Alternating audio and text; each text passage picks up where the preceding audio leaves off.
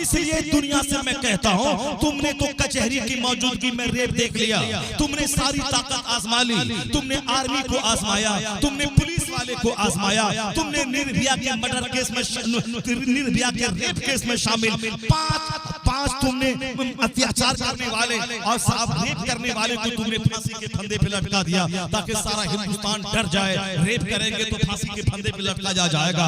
मगर वह पांचों तो फांसी के फंदे पे लटक गया, लेकिन उसके दूसरे ही दिन रेप का केस हो गया, उसके कुछ ही दिन के बाद केस हो गया, बेशुमार केसेस इंडिया में हो गए। अगर फांसी के फंदे पे लटकाए जाने के बाद अगर रेप रुक गया होता तब हम समझते ये तरीका, ये सजा कामयाब है, चलो इसको आजमा के रेप को कम किया जाए। लेकिन आए दिन उससे खतरनाक रेप हो रहा, पता चला न आर्मी रोक पाएगी, न कोई फौज रोक पाएगी, न कोई कचहरी रोक पाएगी, मगर एक अकीदा इस्लाम है कि मेरा खुदा है जो मुझे देख रहा है, और ये अकीदा मजबूत हो जाए और दिल में जगह पकड़ ले तो अमेरिका से ज़िना खत्म होगा, हिंदुस्तान से रेप खत्म होगा, चाइना से रेप खत्म होगा, दुनिया से क्राइम खत्म हो जाएगा, अल्लाह पर यकीन मजबूत होता जाएगा, क्राइम घटते जाएंगे, नेकों की तादाद में इजाफा होता जाएगा। नारे तकबीर, नारे रिसालत, शरीफों की तादाद में इजाफा होता जाएगा। एक तो अल्लाह का डर है, और दूसरा एक सबसे बड़ा अकीदा दिल में ये जगह पकड़ना पड़ेगा कि हमने तो सारे तरीके देख लिया मगर ज़िना रुक नहीं पाया, तो आखिर जीन्स और टी शर्ट पहन के एक जवान लड़के के सामने 18 साल की जवान लड़की है, अब कोई बोले कि मुझको भूख लगी है मगर मैं नहीं खाऊं, सामने दाना है नहीं खाऊंगा, मुझको प्यास लगी है सामने पानी है मैं नहीं पीऊंगा, मुझको साहब ख्वाहिशात की आग अंदर लगी है, सामने ख्वाहिश की तकमील का जरिया मौजूद है, मैं उसमें लपट नहीं रहूंगा, ये एंटी ह्यूमन है, या गैर इंसानी तरीका है। इंसान के अंदर में रख दी गई है भूख ताकि वो खाना खाए, इंसान के अंदर रख दी गई है प्यास ताकि वो पानी पिए, इंसान के अंदर रख दी गई है औरतों से मिलने की ख्वाहिश ताकि अल्लाह के नाम पे वो शादी करे, एक औरत की किफालत की जिम्मेदारी ले, उसके नान नफका और महर की जिम्मेदारी अपने ऊपर ले, उसको रानी बना के घर में रखे ताकि इनकी औलाद उससे पैदा हो, इनकी ख्वाहिश की तकमील इनके जरिया हो, इनका कलेजा इनसे ठंडा हो। ये औरतों को महर दे के अपने निकाह में लाने, अल्लाह के नाम पे निकाह करने का क्या मतलब होता है?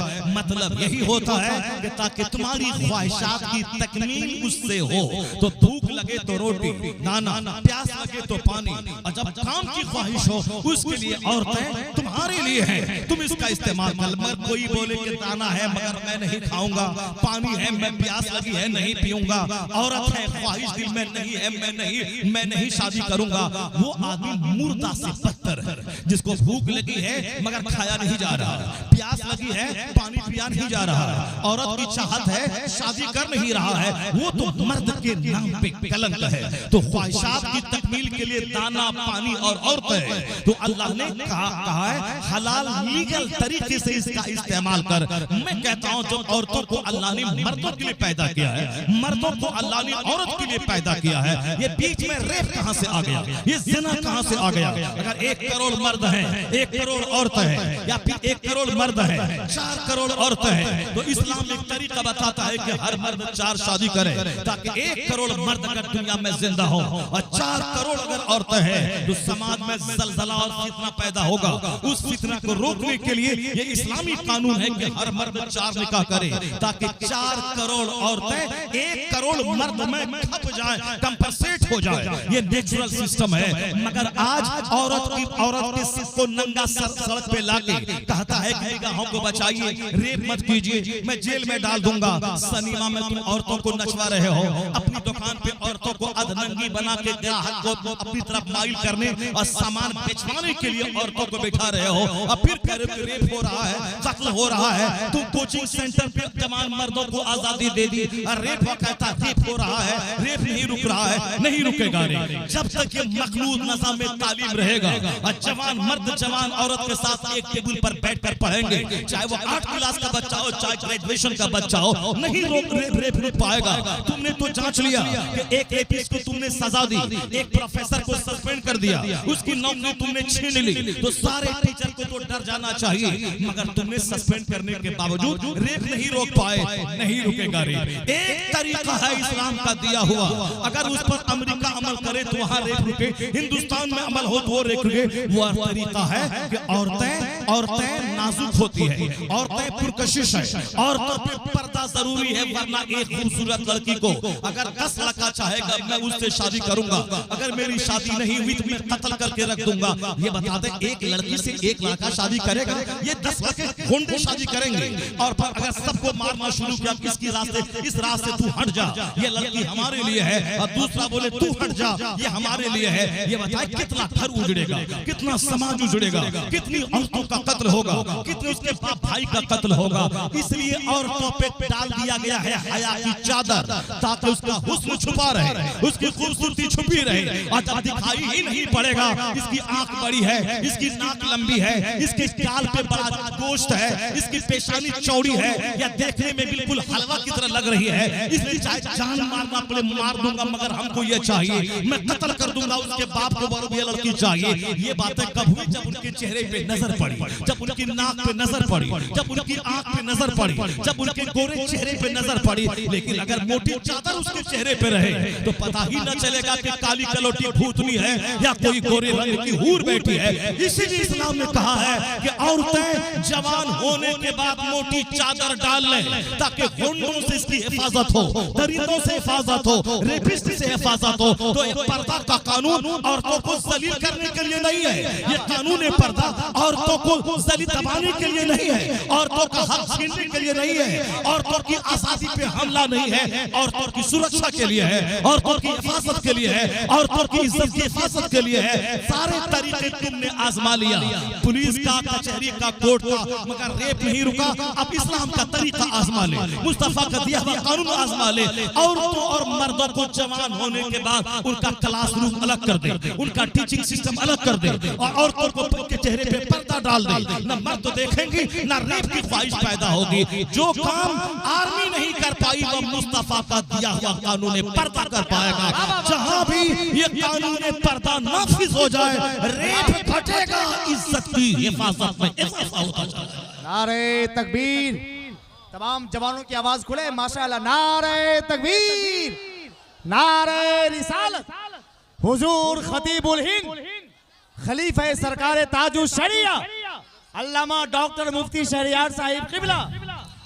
ए मेरी कौम, मैं सिर्फ आपसे कहना चाहता हूँ, इस्लाम का कानून सबके लिए। इस्लाम का कानून 1400 साल पहले जितना लचीला और जितना बेनिफिशियल था, वही कानून आज भी है। इस्लाम बदला नहीं है, कानून वही है, सिर्फ अमल करने वाले लोगों की कमी है। अमेरिका का डॉक्टर कर्नल हॉल राइट एक मुसलमान से पूछा, नौजवान से, ये बता दे तेरे मौलाना कहते हैं हमारे पैगंबर सबसे बड़े हैं, हमारा इस्लाम सबसे बड़ा है, क्यों बड़ा है? 1-2 रीजन बता दे।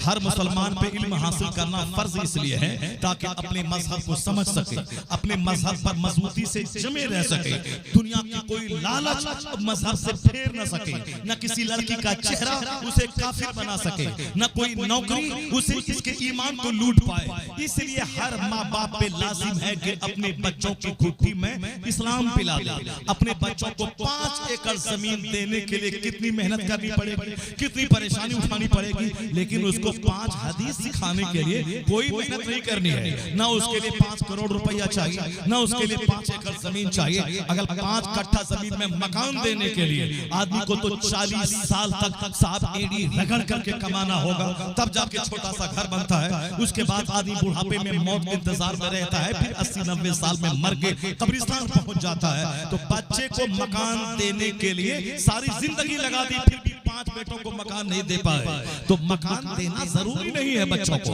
अगर आपने मकान दे दिया, अगर बगैर मेहनत के बच्चों को जमीन मिल गई, मुफ्त की दौलत जिसको मिलती है वहां से फसादात के दरवाजे खुलते हैं। मुफ्त की दौलत जिसको मिली वह ज़नाकार होता है, वह शराबी होता है। कलकत्ता में फैंसी मार्केट है, खिजरपुर में अरबों रुपए का मार्केट एक बंदा का है, जिसका नाम मैं नहीं लूंगा, नाम मैं जानता हूं, लेकिन जिसके पास खरबों की दौलत हो, छोटी छोटी दुकान 5 करोड़ में मिल रही हो, कलकत्ता का पौष इलाका है, तो उसका जो बेटा है वो क्या करेगा?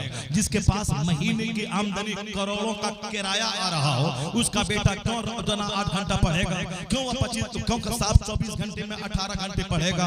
अगर पढ़ने का शौक हो कि डीएम बनने के बाद कमाएंगे 2 लाख महीना, और यहाँ तो बैठे घर में रहेंगे, सिगरेट दौड़ाएंगे, और 50 लाख रुपए महीना मेरे हिस्से में, 50 लाख मेरे भाई के हिस्से में, बस बाप की कमाई दौलत है। वो क्या करेगा? अब वो दिन भर गेम खेलेगा और दिन भर शराब पिएगा, अपने दोस्तों की एक टीम जमा कर लेगा, खुद पिएगा, दोस्तों को मुफ्त में पिलाएगा। इस तरह से अपने आप को तबाही से कोई नहीं बचा सकता, तबाह हो गया। इतने बड़े खरबों के मालिक का बेटा कभी रात में नाली के किनारे मिलता है, कभी साहब सड़ी हुई गली में मिलता है, कभी वो शराब के नशे में धूप की चौराहे पे पड़ा हुआ मिलता है। उससे बेहतर कलकत्ता का वो गरीब है जो रोजाना ठेला चलाता है, 500 रुपए कमाता है, किराए के घर में इज्जत के साथ रहता है, तो फिर वो मर भी जाएगा तो उनका बेटा अपने बाप की मेहनत की कमाई की वजह से वो अपने बाप को गाली नहीं देगा कि तुमने किराए के घर में छोड़ा। अगर दीन सीख लिया है तो वह बाप की कब्र पे जाके फातिहा पढ़ के दुआ करेगा, मालिक मेरा बाप किराए के मकान में मुझको छोड़ा है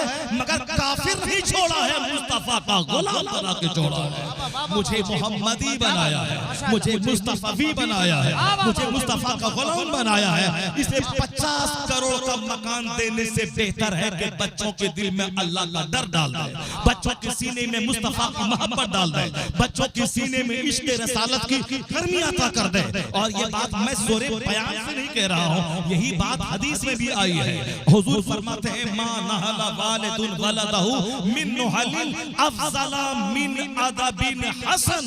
मुस्तफा कहते हैं, हदीस में आया है, एक बाप अपनी औलाद को जितना गिफ्ट देता है, चाहे माल, दुकान, बाप, जेवर, जेवरात, जो भी गिफ्ट हो, मुस्तफा कहते हैं अच्छा अदब सिखाने से बेहतर कोई गिफ्ट नहीं है। यानी सबसे बड़ा तोहफा बाप की तरफ से औलाद के लिए है उसे पढ़ाना, उसे लिखाना। ये इंजीनियर, डॉक्टर बन के रेप और कातिल और डकैत नहीं बनना, बल्कि अल्लाह का डर उसमें डालना, उसमें हया डालना, उसमें दूसरों की इज्जत की पासदारी डालना, माँ बाप की इज्जत डालना, अपने भाइयों की शफ़क़त डालना। ये चीजें फिजिक्स केमिस्ट्री पढ़ने से कभी नहीं मिलेंगी। फिजिक्स केमिस्ट्री पढ़ने से, मैथ जानने से वो एक फार्मूला बनाएगा, एग्जाम देगा, पास करेगा, नौकरी मिलेगी, 2 लाख महीना कमाएगा, खाएगा, मगर वो सबके सामने चड्डी पहन के रहेगा, वह दूसरों को गाली बकेगा, वो अपनी बीवी से अच्छी दूसरों की जवान बेटी को समझेगा। इंजीनियर, डॉक्टर की सूरत में वो जानवर बन के जिंदगी गुजारेगा। तो जो इल्म हमें बता दे कि ये हलाल है, ये हराम है, ये जायज है, ये नाजायज है, ये लीगल है, ये इलीगल है, ये राइट है, ये रॉन्ग है, ये गुड है, ये बैड है, ये इल्म है कहाँ? वहाँ फिजिक्स का फार्मूला, वहाँ मैथ का फार्मूला, वहाँ साहब जीके का फार्मूला, वहाँ जीएस का फार्मूला। ये फार्मूला है मदरसे में, ये फार्मूला है जलसे में, ये फार्मूला है जुमा के किताब में, ये फार्मूला है ईदैन के किताब में, ये फार्मूला है निकाह के खुतबे में। जहाँ फिजिक्स नहीं पढ़ाई जाती, जहाँ अदब पढ़ाया जाता है, हया पढ़ाया जाता है, डिसिप्लिन का पैगाम दिया जाता है। इसलिए एक कौम मुस्लिम इस्लाहे मुआशरा कॉन्फ्रेंस करने वाला ये तेरा वेल विशर है, तेरा खैर ख़्वाह है, जो चाहता है कि तू जहन्नम ना जाए, तेरा बच्चा जहन्नम ना जाए, तू मुस्तफी मोहम्मदी बन जा ताकि तू भी जन्नती बन जा, तेरा बच्चा भी जन्नती बन जाए। नारे तकबीर, नारे रिसालत। मदरसा इसलिए जो कुछ हुआ कलकत्ता के आरजी मेडिकल कॉलेज में, एक लेडी डॉक्टर जो एमबीबीएस कर चुकी है और एमडी कर रही है, और उस कॉलेज का प्रिंसिपल जो बहुत बड़ा डॉक्टर है, ये बताते हैं जब आदमी के अंदर का शैतान जवान होता है तो वह भूल जाता है कि मैं डॉक्टर हूँ, वह भूल जाता है कि मैं पढ़ा लिखा आदमी हूँ। वो एक पढ़ी लिखी खातून के साथ रेप करके उसे ज़ब्ह कर देने वाला, उसे तुम आदमी कहेगा, वह डॉक्टर है, आदमी नहीं है। वह डॉक्टर प्रिंसिपल हो सकता है, आदमी नहीं है। तो आज दुनिया में मालदार हैं, आदमी की किल्लत हो रही है, डॉक्टर कदम कदम पे बन रहे हैं, आदमी की तादाद घट रही है, इंजीनियर तो थोक के थोक हर घर में पैदा हो रहा है। जैसे पहले मैट्रिक पास होते थे, उसी तरह आज इंजीनियर हो रहे हैं। इंजीनियर का कोई वैल्यू आज नहीं रहा। एक गांव में 50 इंजीनियर मिलते हैं, भले ही अपने आप को बड़ा का इंजीनियर बनने के बाद वो चपरासी की नौकरी ढूंढने के लिए वो आवेदन देता है। तो अब एक इंजीनियर की सूरत में जो दूसरों की जान ले, दूसरों का कत्ल करे। साहब सड़क नहीं बनी है, कह दे सड़क बन गई, वो कमजोर ब्रिज को एनओसी दे दे, हजारों आदमी की जान ले ले, तो कहेंगे इंजीनियर पढ़ रहे हैं इंसान घट रहे हैं, डॉक्टर पढ़ रहे हैं इंसान घट रहे हैं, मास्टर पढ़ रहे हैं इंसान घट रहे हैं। ये पटना में जो एक मुटुकनाथ नाम का प्रोफेसर, 18 साल की लड़की शिष्या, 60 साल का प्रोफेसर 18 साल की शिष्या के साथ जो उन्होंने कुकर्म किया, सारा हिंदुस्तान हिला, सारी दुनिया ने जाना। क्या एक आदमी 62 साल का बुढ़ा, वो 18 साल की एक अपनी पढ़ने वाली शिष्या के साथ जो कुछ किया, क्या एक अच्छा आदमी कर सकता है?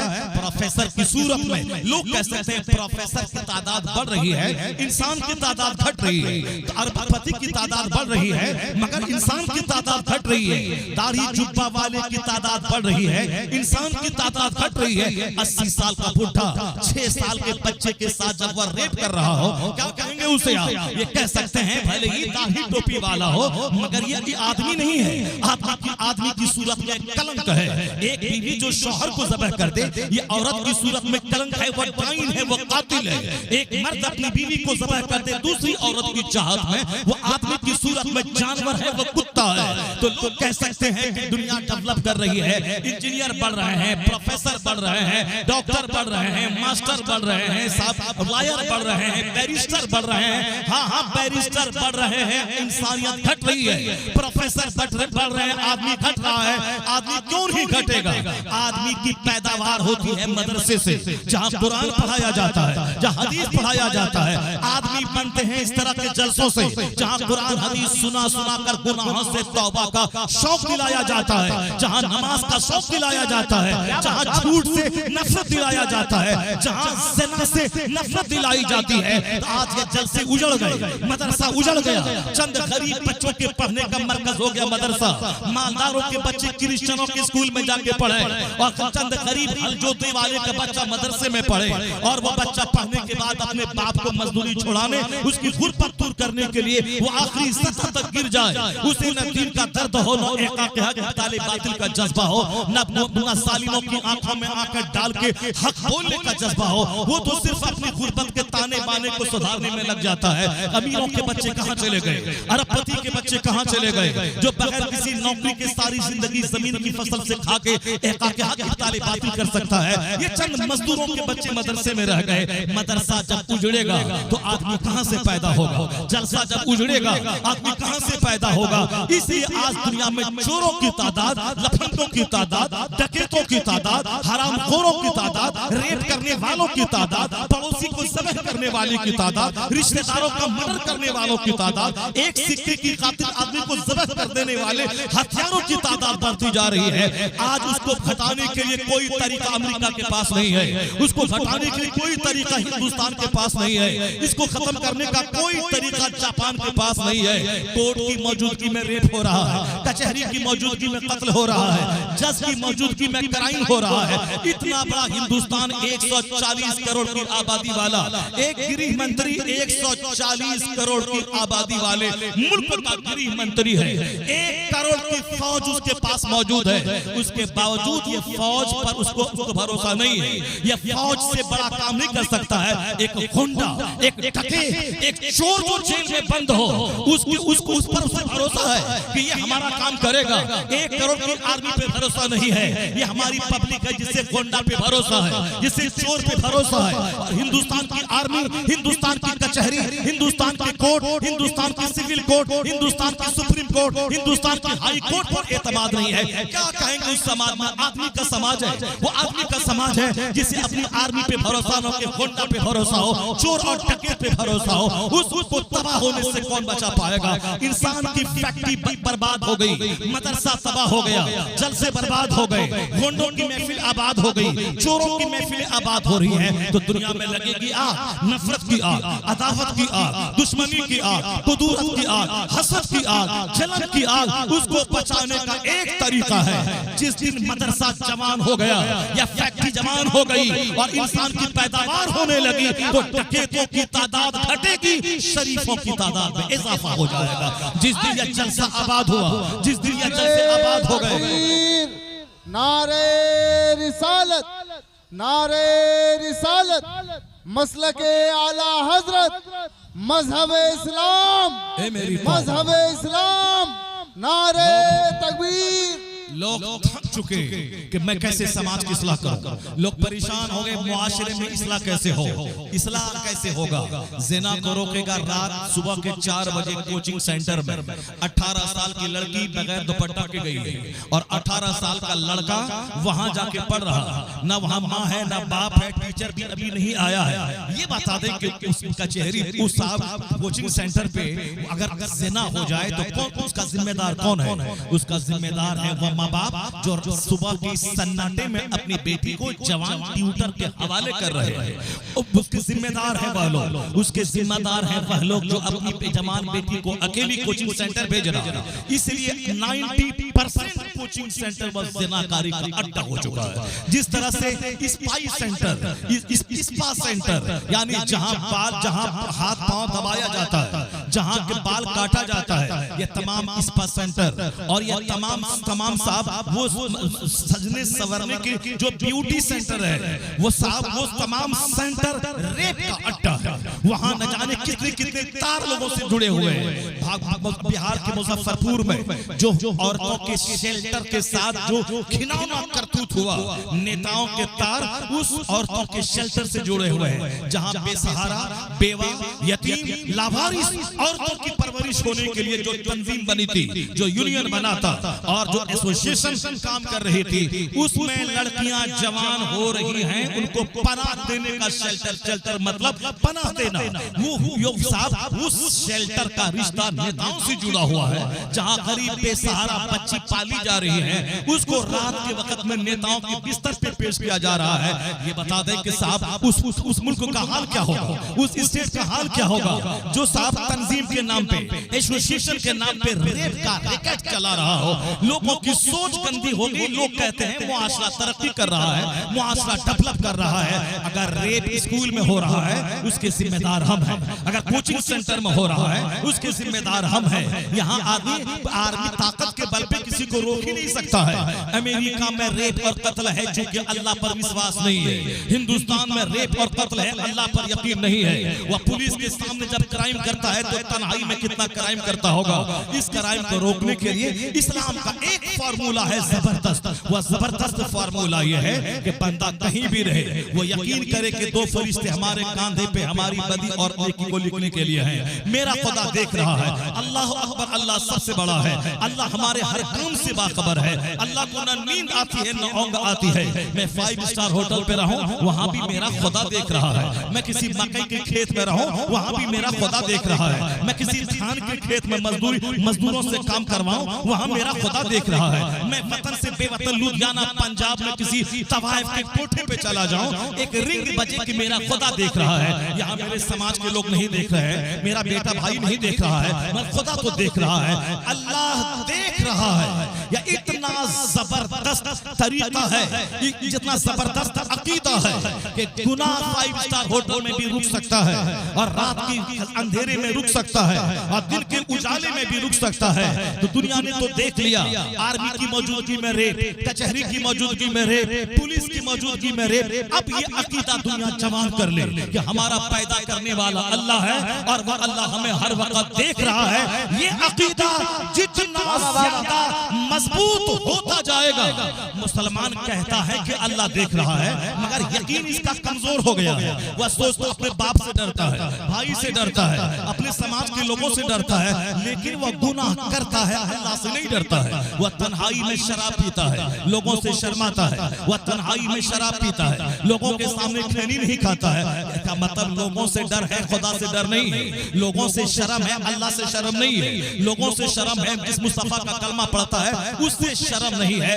एक कौम मुस्लिम, तुम्हारा यकीन है कि अल्लाह देख रहा है मगर दिल में यह अकीदा मजबूती से घर नहीं किया, बस जबान पे है कलमा कि अल्लाह मेरा मालिक है, वो देख रहा है। जिस दिन वो दिल में बैठ जाए कि मेरा खुदा देख रहा है, वो तन्हाई में भी रब से डरेगा और मजमे में भी वो रब से डरेगा। इस वाकयात सुनने और देखने को मिल रहे हैं कि एक शख्स अपने 5 दोस्तों के साथ अपनी बीवी से रेप करवाया। उसके बाद अपनी बीवी का गला दबाकर उसे किसी झाड़ी में फेंक दिया। आए दिन इस तरह की खबरें अखबार में छप रही। अब हर औरत को अपने शौहर से डर लग रहा। औरत भी इस कदर अंधी और इस कदर दुनिया की मोहब्बत में मस्त हो चुकी है कि बेशुमार औरतों ने रात के सन्नाटे में अपने प्रेमी के साथ मिलकर अपने शौहर का गला दबा दिया। अब शौहर को बीवी से डर लग रहा है जिसको मैंने निकाह करके अपने घर में लाया है, न जाने किस दिन ये मेरा गला दबा, किस दिन ये मेरा खून कर दे। क्योंकि इस तरह की खबरें रोजाना अखबार में छप रही है। इसी पूर्णिया कटिहार सीमांचल जोन का एक वाकया है।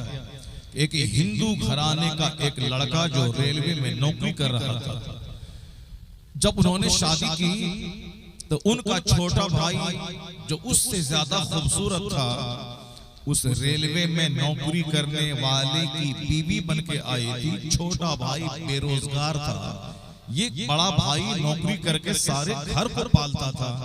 मगर हवस को क्या करें आप, ख्वाहिश को आप क्या करें? सीना जो मर चुका है उसको क्या करेंगे आप?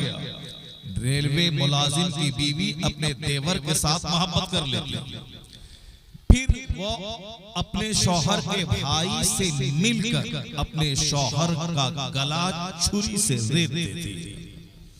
ये बताएं कि वो भाई कैसा खबीस मर्दूद था जिसने सिर्फ अपने घर को उजाड़ दिया।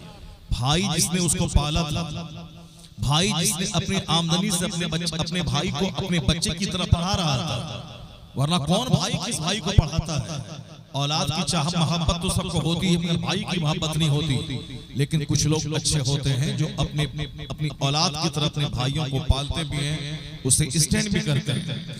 तो वह नौजवान, उन्होंने अपने छोटे भाई को पाला, उनकी खिदमत की इसी दिन के लिए कि अपने बड़े भाई की बीवी के साथ मोहब्बत करके घर के कमाने वाले भाई का गला रेत घर उजड़ गया।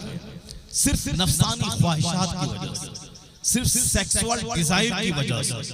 आज भी लोग कहते हैं कि मैं डेवलप कर रहा हूं, मैं तरक्की कर रहा हूं। ये कौन सी तरक्की है कि एक भाई अपने भाई को ज़बह कर रहा है, एक खाता पीता चमन उजाड़ रहा है, एक भाई अपने भाई को कत्ल कर रहा है, और एक बीवी अपने शौहर का कत्ल कर रही है।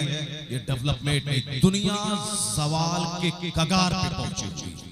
आज दुनिया में लगी है आग, कोरोना की आग। आज दुनिया में लगी है नफरत की आग। आज समाज में लगी है ढेर सारा धन जमा करने की आग। आज समाज में दूसरों की अच्छाई से चिढ़ने की आग। समाज में आग लगी है एक माँ बाप को ज़बह करके LIC की मैच्योरिटी की रकम लेने की आग। सारे के सारे लोग मस्त हो गए दुनिया कमाने में। चाहे बाप को मार के दुनिया कमाए, चाहे माँ को ज़बह करके दुनिया कमाए, चाहे अपनी बीवी को मार के दुनिया की राहत वसूल करने का सपना देखे। आज कोई सुखी नहीं है। अमेरिका से लेकर हिंदुस्तान के देहात तक हर जगहों पे आग लगी है। ऐसा सिर्फ इसलिए है कि जिस अल्लाह ने जमीन बनाई उस अल्लाह का जिक्र ही नहीं। जिस खुदा ने बगैर खंबे के आसमान बनाया उस खुदा का जिक्र ही नहीं। जिस खुदा ने मुझे पैदा किया उस खुदा की इबादत नहीं। मरने के बाद जिस खुदा के सामने हिसाब किताब देने के लिए जाना है उस खुदा से न मोहब्बत है न उस खुदा का डर है। जबकि कुरान शरीफ में आया है वल्लज़ीना आमनू अशद्दु हुब्बन लिल्लाह, जो मोमिन है उसको सबसे ज्यादा मोहब्बत अल्लाह से होती है। सबसे ज्यादा, चूंकि अल्लाह ने जमीन दी, अल्लाह ने आसमान दिया, अल्लाह ने सूरज दिए, अल्लाह ने चांद दिया, अल्लाह ने सितारे दिए, अल्लाह ने मुझे आंख दी दुनिया देखने के लिए, अल्लाह ने जबान दी मुझे बोलने के लिए, अल्लाह ने कान दिए सुनने के लिए, अल्लाह ने हाथ दिए सामान को पकड़ने के लिए, अल्लाह ने पाँव दिए चलने के लिए, अल्लाह ने पेट दिया दाना पचाने के लिए, अल्लाह ने जिसमें ब्लड का निजाम, समाअत का निजाम, तकल्लुम का निजाम, चलने का निजाम, सोचने का निजाम, ब्रेन का सिस्टम, हार्ट का सिस्टम, लंग्स का सिस्टम, स्टोमक का सिस्टम, स्मॉल इंटेस्टाइन का सिस्टम, बिग इंटेस्टाइन का सिस्टम, यानी एक खरबों निजाम है सर से लेके पांव तक। एक नस अगर दब जाती है तो 5 करोड़ रुपए खर्च होते हैं आदमी के, फिर भी बंदा ठीक नहीं हो पाता है। सिर्फ एक नस के रग में, एक रग के दब जाने की वजह से बंदा पागल हो जाता है, वह बिल्कुल आउट ऑफ स्टेशन हो जाता है। बोलना क्या है, वह बोलता क्या है। एक सिस्टम है, हजारों लाखों रगें हैं, जब वो सिस्टम से चलते हैं तो आदमी बोलता है, सोचता है, समझता है। एक सिस्टम थोड़ा सा फॉल्स हो जाए, बेशुमार लोग हैं समाज में जो पागल हो गए उसी एक सिस्टम के फॉल्स हो जाने की वजह से, एक रग के दब जाने की वजह से। अल्लाह ने खूबसूरत निजाम सोचने का, बोलने का, देखने का, हमारी रोजी का इंतजाम किया है। मैं अपने घर में रहता हूँ, घर से निकल के खेत जाता हूँ, मैं खेत में हल चलाता हूँ, उसमें दाना डालता हूँ, फिर एक दाने के बदले में 700 दाने अल्लाह मुझको अता फरमाता है। मैंने एक मकई का दाना खेत में डाला और उस मकई के से एक पौधा निकला, उसमें से 5 बालियां निकली और 5 बालियों में कई सौ दाने मैं एक डालता हूँ खेत में, और हजारों दाने मुझको अल्लाह देता है ताकि खाओ और जिंदा रहो, मेरी इबादत करो। तुम दूध पियो माँ का जब तुम माँ की गोद में रहो, ताकि तुम जिंदा रह सको, क्योंकि बचपन में पैदा होते ही रोटी और चावल खाओगे मर जाओगे। उस वक्त बेहतरीन दवाई है माँ का दूध, बेहतरीन ग़िज़ा है माँ का दूध, बेहतरीन ड्रिंक है माँ का दूध। तो एक बेहतरीन फूड, एक बेहतरीन ड्रिंक, एक बेहतरीन मेडिसिन की सूरत में माँ की खुश्क छाती में दूध की नहर बना के अल्लाह ने इंसान के पलने और पोसने का शानदार जरिया अता फरमाया। और जब बच्चा 2 साल के बाद होता है, माँ का दूध अब जहर हो गया। 2 साल के बाद माँ का दूध बच्चे के लिए अब जहर हो जाता है। जो माँ अपने बच्चों को 2 साल के बाद भी दूध पिलाती है वो माँ डाइन है, जो अपने बच्चे की सेहत से मजाक कर रही है, जो अपने बच्चों को डैमेज कर रही है, जो अपने बच्चों की जिंदगी से खेल कर रही है। इसलिए 2 साल के बाद हर हाल में दूध पिलाना हराम है औरतों का अपने बच्चों के लिए, क्योंकि अब उसके लिए माँ का दूध नहीं, उसके लिए रोटी बेहतरीन ग़िज़ा है, चावल बेहतरीन ग़िज़ा है, फ्रूट बेहतरीन ग़िज़ा है, उसके लिए पानी बेहतरीन ग़िज़ा है। अब वो इस्तेमाल करे तो अल्लाह ने हमारी सेहत के मुताबिक कभी दूध दिया, कभी आलू दिया, कभी फ्रूट दिया, कभी मौसमी फल दिया, कभी आम दिया, कभी जामुन दिया, कभी कटहल दिया, और कभी बिल्कुल सालाना फल दिया जो हमेशा दस्तयाब हो। और वो सारे फल अलग अलग इलाकों में पैदा होते हैं, ताकि मेरा बंदा बंगाल में आम पैदा करे, कश्मीर में सेब पैदा करे, ताकि बंगाल के लोग कश्मीर के मोहताज रहें और कश्मीर वाले बंगाल के मोहताज रहें, हर आदमी एक दूसरे का मोहताज रहे। तो अल्लाह ने खूबसूरत सिस्टम हमको दिया कि ताकि तुम्हारे इस जिस्म को दूध भी चाहिए, इसे गोश्त भी चाहिए, ये मुर्ग तुम्हारे लिए, ये बकरी तुम्हारे लिए, इसको गोश्त भी नहीं मछली चाहिए, ये मछली समंदर की मछलियां तुम्हारे लिए, जिसको गोश्त सूट न करता हो उसको सूट करती है मछली, ये सींगी मछली जो बीमार का शानदार इलाज है। एक आलू है और एक दूसरा शकरकंद है जो जबरदस्त जाड़े के ज़माने की खुराक है। एक मूंगफली है, जो एक बादाम है, पिस्ता बादाम, जो बड़ा महंगा 1500-2000 रुपए केजी मिलता है, और उससे ज्यादा फायदा है उस मूंगफली में जो बिल्कुल सस्ते रेट में मिलती है। ये भी बादाम है, वो भी बादाम है, दोनों में कैल्शियम, दोनों में पोटाशियम, दोनों में सोडियम, जबरदस्त मिनरल दोनों में मौजूद है, ताकि जो गरीब मालदार है पिस्ता बादाम खाए, और वही फायदा मूंगफली में है ताकि गरीब आसानी से उसको खा ले और उसको दस्तयाब हो जाए। अनार में जो मटेरियल्स है वो सारा आम में मौजूद है। अनार चूंकि 250, 300, 400 रुपए केजी है, लेकिन गरीब कहां से खाए, तो गरीब 10 रुपए केजी आम खा ले। उस आम में वो सब मौजूद है जो अनार में मौजूद है। तो बंदा तन्हाई में गौर करे, जानवर ना बन जाए। या सेब अल्लाह ने क्यों दिया, गौर करे। या अनार क्यों दिया, गौर करे। या दूध क्यों दिया, उस पर गौर करे। या मछली क्यों दी, गौर करे। ये साफ फ्रूट हमें क्यों दिया, अल्लाह ने इस पर गौर करे। ये पानी हमें क्यों दिया, उस पर गौर करे। जब बंदा गौर करेगा तो अब उसको पता चलेगा कि मेरे खुदा ने मेरे लिए कितनी नेमतों का दस्तरखान बिछाया, ये सारी चीजें हमारे लिए हैं, तो मैं किसके लिए पैदा हुआ हूँ, मेरा क्या काम है। जिस दिन वो इस पॉइंट पे गौर करेगा, एक आवाज उसके ज़मीर से आएगी, कायनात का खालिक तुम्हें बेहतरीन खुराक दिया है, आराम करने के लिए रात दिया है, काम करने के लिए दिन दिया है, रात के लिए सूरज, दिन के लिए सूरज की रोशनी दी है, रात के लिए मीठी मीठी रोशनी वाला चांद दिया। अगर चांद दिन में निकल जाए तो जीना मुश्किल है, और अगर सूरज रात में निकल जाए तो जीना मुश्किल है। सूरज दिन में भला लगता है और चांद रात में भला लगता है।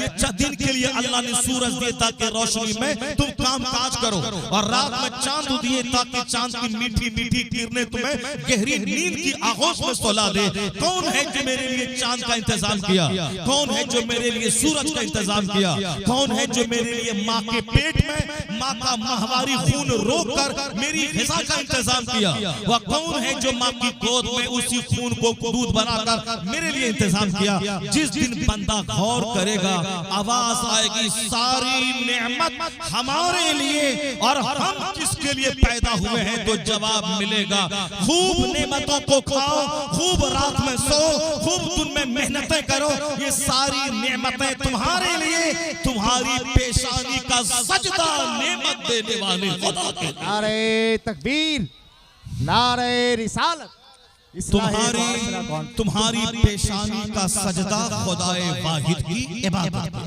खुदाए वाहिद के लिए, और तुम पैदा हुए इबादत के लिए। जब बंदा इस पॉइंट पे गौर करेगा तो सोचेगा कि 8 घंटे गहरी नींद लेने के बाद 10 मिनट मस्जिद में फजर के लिए देना कोई भारी बात नहीं है।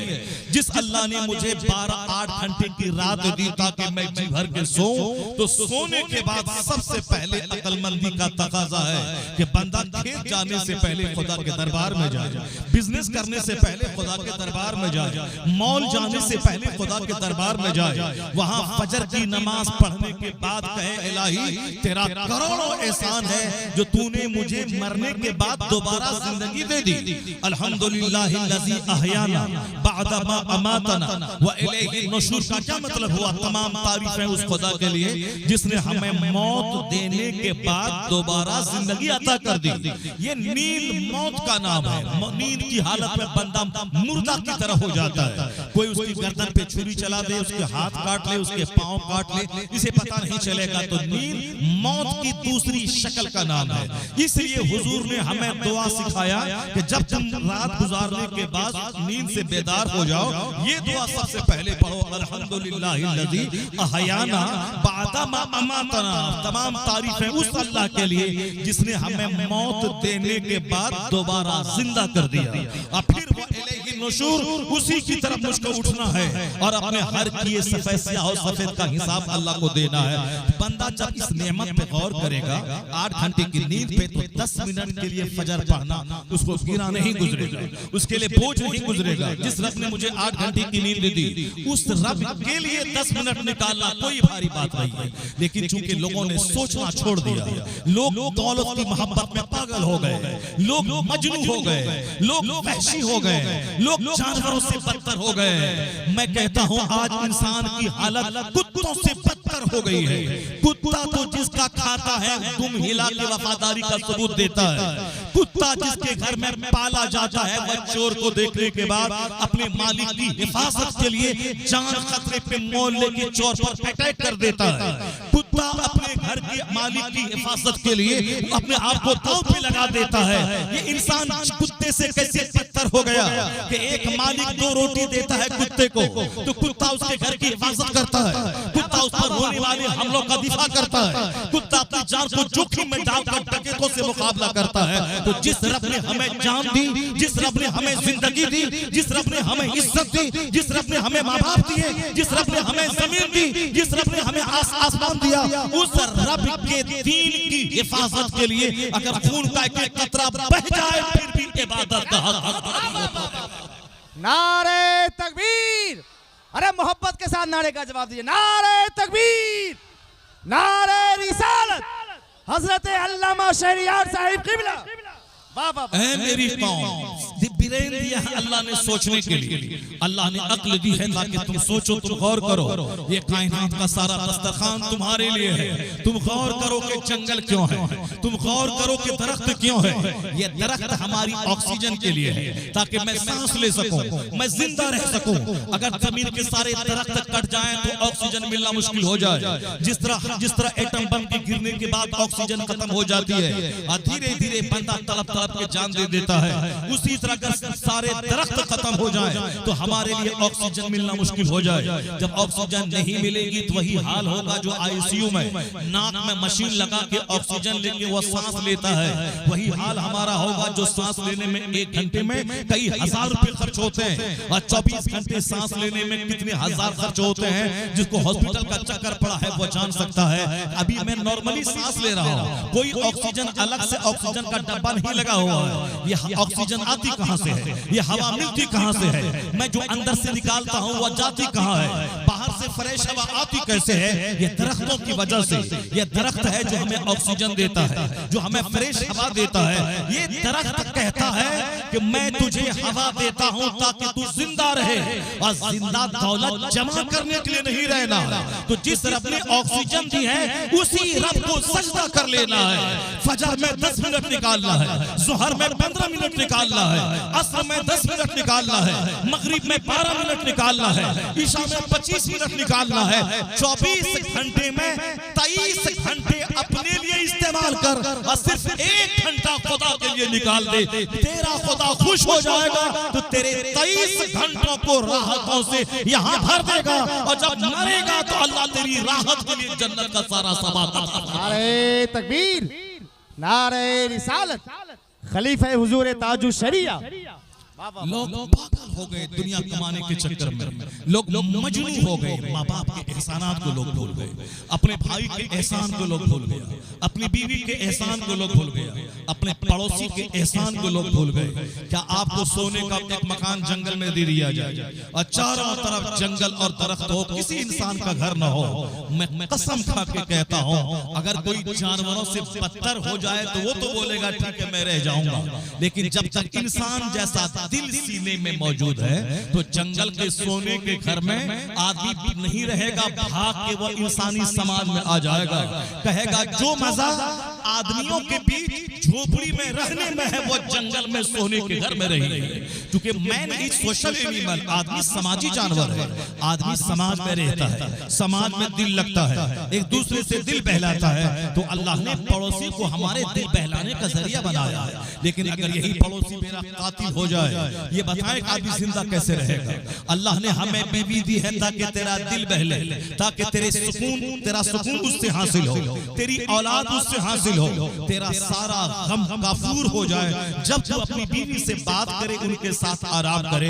ये बीवियां हमारे लिए, ये हमारी लज्जत के लिए है, ये हमारी औलाद के लिए है, ये हमारे गम को दूर करने के लिए है। मैं तो कहता हूँ 50 खरब का घर बन जाए, अगर वहाँ औरत ना हो तो मेरे नजदीक वो पाखाना रूम है, वो टॉयलेट है वो। इसलिए कि एक आदमी रह ही नहीं सकता औरत के बगैर, चाहे स्विमिंग पूल हो, चाहे चारों तरफ गार्डन हो, चाहे साहब करोड़ों रुपए की बाउंड्री वाल हो, शानदार 10 मंजिला मकान हो, हर मकान में 50-50 कमरे हो, 50-50 ताले लगे हों, हर मकान एक दूसरे से खूबसूरत हो। लेकिन अगर औरत नहीं है तो वो घर वीरान जंगल है, वो घर कब्रिस्तान है। ये औरत हमारे लिए अल्लाह ने पैदा किया है, हमको उसके लिए, उसको मेरे लिए पैदा किया है। 50 खरब रुपए का घर कांटे की तरह काटने दौड़ता है अगर उसमें बीवी न हो, अगर उसमें औरत न हो। तो इसलिए इतना जबरदस्त इनाम की सूरत में औरत ने हमको अता फरमाया। लेकिन अगर मैं उसे ज़बह कर दूं या वो मुझे ज़बह कर दे, वो समाज कुत्तों का समाज है, वो समाज इंसान का समाज कभी नहीं होगा। आज जलसा करवाने वाला आपका शुभ चिंतक है, आपका वेल विशर है, ताकि आप हलाल खोर बन जाए, आप हराम खोरी से बच जाए, आप बाहया बन जाए, आप बेहयाई से बच जाए, आप पानी पिए शराब से बच जाए, आप सच बोले झूठ से बच जाए, आप हलाल खाएं हराम से बच जाए। और आप पर डिपेंड है आपकी औलाद, आप पर डिपेंड है आपकी नस्लें, आप पर डिपेंड है आपके आने वाले बच्चे। ये नहीं कि मैं जिंदगी भर शराब पीऊं, मेरा बेटा कुतुब पैदा पैदा हो जाए, मैं सारी जिंदगी ज़िना करूं और मेरा बेटा अब्दाल पैदा हो जाए, मैं सारी जिंदगी हराम खाऊं और मेरा बेटा बिल्कुल सच्चा पक्का हलाल खोर नमाजी बन जाए। ये इस दुनिया में नहीं होता है। इस दुनिया में आम के पेड़ से आम निकलता है, लीची के पेड़ से लीची निकलती है, इस दुनिया में सेब के पेड़ से सेब निकलता है। यहाँ नहीं होता कि लगा दे आम निकल जाए लीची, यहाँ लगा दे खीरा निकल जाए हीरा, हम यहाँ लगा दे लीची वहां से निकल जाए अखरोट। इस दुनिया में नहीं होता है। इस दुनिया में रोजी का असर होता है, पानी का असर होता है, मिट्टी का असर होता है, माँ की गोद का असर होता है, बाप का असर, बाप के नुत्फे का असर होता है। आपने नहीं देखा कि जहाँ बर्फ गिरती है वहाँ सेब की खेती होती है, जैसे कश्मीर और शिमला में, वहाँ की मिट्टी अलग, वहाँ का क्लाइमेट अलग, वहाँ की आबो हवा अलग, वहाँ बर्फ गिरती है मई और जून जुलाई में, यानी गर्मी के महीने में। मैं जब खिताब करने गया था, वजू जब मैं पानी से किया मैं थर्राने लगा।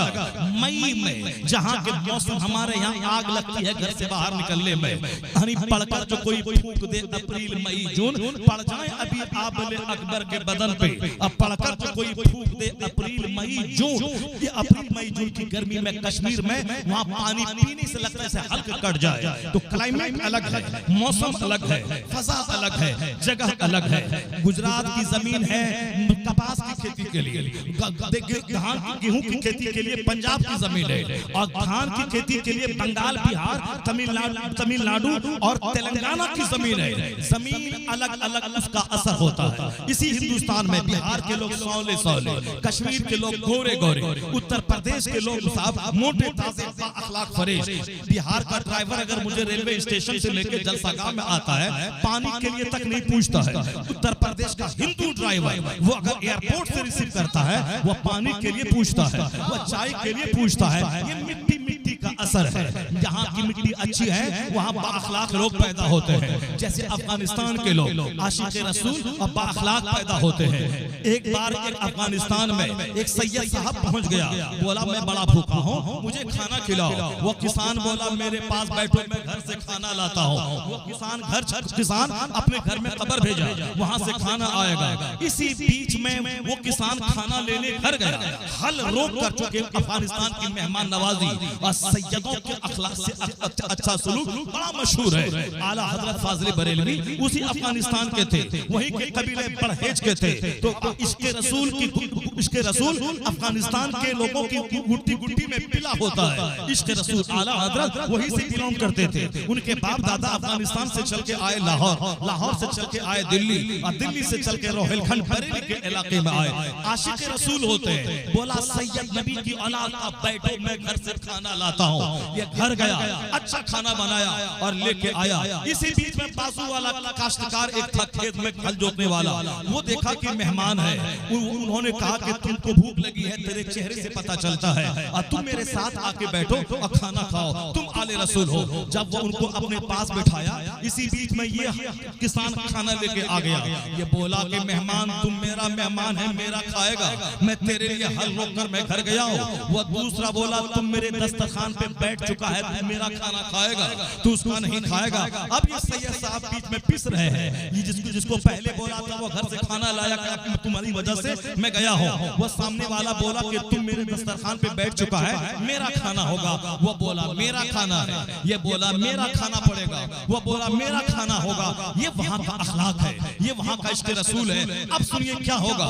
अफगानिस्तान पठान तो है, बिल्कुल फौरन निकाली लाठी, बोला मेरा नहीं खाएगा तो खैरियत नहीं है तुम्हारी। वो बोला मेरा नहीं खाएगा तो खैरियत नहीं है। अब इतने वो मेहमान बोला अरे भाई तुम लोग आपस में मत लड़ो, मैं सैयद साहब हूँ, मैं आले रसूल हूँ, मैं सैयद हूँ, मैं तुम्हारे नबी के खानदान से हूँ, मैं आले रसूल हूँ। आले रसूल का नाम सुनना था कि दोनों काश्तकार ने अपनी लाठी फेंक दी और उनकी पेशानी और हाथ को चूमने लगे और कहा ऐसा करो, आधा इनका भी खा लो और आधा मेरा भी खा लो, आधा इनका भी खाओ आधा मेरा भी खाओ। ये है अफगानिस्तान के लोगों की मेहमान नवाजी, और ये है वहाँ के इश्क़ रसूल की झलक, जो मेहमान की वजह से उसको मार देता, मगर जहाँ आले रसूल की बात सामने आ गई दोनों नर्म पड़ गए और दोनों ने कहा कि आधा मेरा खा लो आधा उसका खा लो। ये सैयद साहब हैं, सैयद साहब की इज्जत होनी चाहिए। अब अलग अलग मिट्टी। और हमारे यहाँ बम्बई में होता है कि इमाम साहब, मैं वहाँ कुछ 10 दिन 20 दिन तकरीर के लिए मैं जाता हूँ, मैं गया था, सुबह सवेरे लोग आए, चलिए नागौरी की दुकान पे, गर्मी का मौसम था, जबरदस्त लस्सी पिलाता था, दिन में 5 बार लस्सी के लिए पूछता था। वो बम्बई की जमीन है जो लस्सी के लिए पूछता था, खाने की दावत देता था, 50 आइटम बनाता था, खाना भी खिलाता था, 1000 रुपए नजराने भी देता था। ये वहाँ की जमीन है। और हमारे पूर्णिया और बिहार की जमीन ये है कि जो एक तो मस्जिद में नमाज ही नहीं है, वो 5 बूढ़ा नमाज पढ़ने आता है फजर में, और वो बेचारा इमाम साहब रात में मिलाद पढ़ के आया है, वहाँ से शक्करपाला लेके आया है, वो बेचारा ताकि सुबह खा के पानी पिएगा। ये 5 नमाजी निकला और इमाम साहब के हुजरे में गया, इमाम साहब की मिठाई भी खा ली, इमाम साहब की चाय भी पी लिया। ये हमारी जमीन है जो इमाम साहब को ही नोच लिया। और बम्बई की जमीन है जो खाना भी खिलाते हैं लोग, और फिर उसको नजराने भी देते हैं। हर जुमा के दिन इमाम साहब का हाथ चूमते हैं, 30,000 रुपए महाना तनख्वाह भी है, और हर जुमा के दिन मुसाफा करने में 2-4 हजार रुपए भी मिल जाते हैं। ये अलग अलग जमीन, अलग अलग अखलाक, अलग अलग इलाका, अलग अलग चेहरा। बिहार का चेहरा कैसा है? बगल में सिक्किम है, उसके बगल में आसाम और गुवाहाटी है। जहां मैं परसों उस गुवाहाटी में था, वहां के जो लोकल लोग थे, नाक उसकी चिपटी, चेहरा उसका चिपटा, उसी के बगल में चाइना है, वहां के लोग वैसे, उसी के बगल में जापान है, वहां के लोग वैसे। मैं ये कहना चाहता हूं, अलग अलग जमीन का अलग अलग असर होता है, क्लाइमेट का असर होता है। जहां की जमीन अच्छी है वहां की फसल अच्छी है। माँ जमीन है, बाप उसमें बीज डालने वाला है। अगर बीज हो नाकारा तो फसल जली हुई पैदा होती है। अगर जमीन हो सड़ी हुई तो वह जमीन बंजर जमीन फसल नहीं पैदा करती, लहलहाती। अब जरा गौर से सुनिए, एक जमीन की बात सुनाता हूँ। जमीन किस कदर जरखेज है, और बीज डालने वाला कितना जरखेज है, और क्लाइमेट कितना जबरदस्त है, वो जगह किस कदर जबरदस्त है। जगह पैदा नहीं की जाती है, जगह बनाई जाती है। एक आदमी थोड़ा, तुम्हारा ये देवरिया गांव, वो चला गया मंझेली में अच्छे लोग नहीं मिले, वो चला गया कटिहार बेलोरी में अच्छे लोग नहीं मिले, वो चला गया भट्टा बाजार, वहाँ अच्छे लोग नहीं मिले, वो चला गया पूना छोड़ के पटना में भी सारे लोगों में हसद जलन चिड़ लड़ाई झगड़ा, वो छोड़ के दिल्ली चला गया। और दिल्ली में भी आदमी है, जहाँ आदमी है वहाँ घमंड, जहाँ आदमी है वहाँ जलन, आदमी वही है रहे काला, मगर दिल में हो खैरखाही, दिल में हो तकवा परहेजगारी का जज्बा। लेकिन यहाँ चेहरा गोरा है, दिल में हसद, दिल में जलन, दिल में घमंड। वह बेहतर था कि चेहरा काला रहता मगर दिल उजला और दूधिया रहता। अभी लोग चेहरा सजाने की बात करते हैं, और दिल में जो पाखाना और गंदगी है, हसद की गंदगी, घमंड की गंदगी, जलन की गंदगी, कुदूरत की गंदगी, गिलासत जो है, गीबत की गिलासत, चुगलखोरी की गिलासत, ये गिलासत पहले निकाल।